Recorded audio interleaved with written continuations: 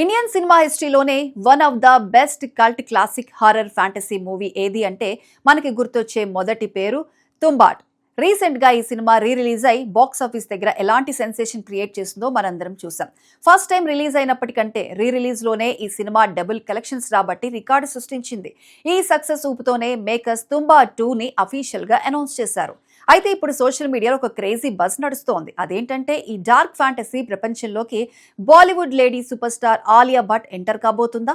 ఒకవేళ ఆలియా భట్ తుంబా 2లో నటిస్తే ఆ క్యారెక్టర్ ఎలా ఉంటుంది? హస్తర్ శాపానికి ఆలియా భట్ కి ఉన్న లింక్ ఏంటి? ఈ రోజు వీడియోలో తుంబా 2 స్టోరీ లైన్ ఎలా ఉండబోతోంది, ఆలియా భట్ క్యారెక్టర్ ఎలాంటి మ్యాజిక్ క్రియేట్ చేయబోతుందో ఒక మైండ్ బ్లోయింగ్ కాన్సెప్ట్ తో తెలుసుకుందాం. ముందుగా తుంబాట్ మొదటి పార్ట్ గురించి ఒక్కసారి మాట్లాడుకుందాం.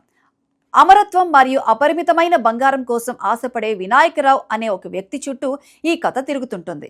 భూదేవి తొలి సంతానమైన హస్తర్ అనే శాపగ్రస్త దేవుడి నుండి వినాయకరావు బంగారం ఎలా దొంగిలించాడు, చివరికి అతని అత్యాసే అతని ఎలా బలి తీసుకుంది అనేది ఫస్ట్ పార్ట్ స్టోరీ. చివరి సీన్లో వినాయకరావు కొడుకు పాండురంగ్ ఆ బంగారు నాణ్యాలను బావిలో పడేసి ఆ అత్యాస నుండి బయటపడతాడు. మరి తుంబా 2 అనౌన్స్మెంట్ టీజర్ లోనే మేకర్స్ ఒక హింట్ ఇచ్చారు. ప్రళయం మళ్లీ వస్తుంది, హస్తర్ మళ్లీ వస్తాడు అని చెప్పారు. అంటే పార్ట్ 1లో వినాయకరావు చనిపోయినా హస్తర్ శాపం మాత్రం ఇంకా ముగిసిపోలేదు. పార్ట్ 2లో కథ మరిన్ని వందల ఏళ్లు ముందుకు జరిగి ఆధునిక కాలంలో గాని లేదా వినాయకరావు వంశానికి చెందిన తరువాతి తరం చుట్టూ గాని తిరిగే అవకాశం ఉంది. ఆలియా భట్ ఎలాంటి ఛాలెంజింగ్ రోల్స్ లోనైనా జీవించేస్తుంది.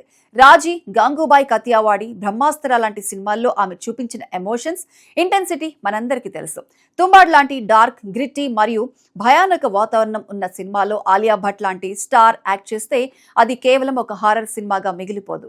భయం, ఆందోళన, అలాగే రహస్యాన్ని ఛేదించాలనే పట్టుదల, ఈ ఎమోషన్స్ అన్నింటినీ ఆలియా తన కళ్లతోనే పలికించగలదు. ఆలియా భట్ గనుక తుంబా 2 ప్రాజెక్ట్ లోకి వస్తే ఈ సినిమా రేంజ్ మరియు మార్కెట్ నెక్స్ట్ లెవెల్ కి రీచ్ అవుతుంది.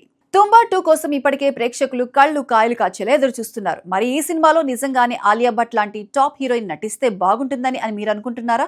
ఒకవేళ ఆమె నటిస్తే మన కాన్సెప్ట్ స్టోరీ లాగా ఆర్కియాలజిస్ట్ పాత్రలో బాగుంటుందా, లేక హస్తర్ కి సంబంధించిన ఏదైనా విలన్ రోల్ లేదా దేవుడి పాత్రలో బాగుంటుందా? మీ అభిప్రాయాన్ని కింద కామెంట్ సెక్షన్ లో మాతో షేర్ చేసుకోండి.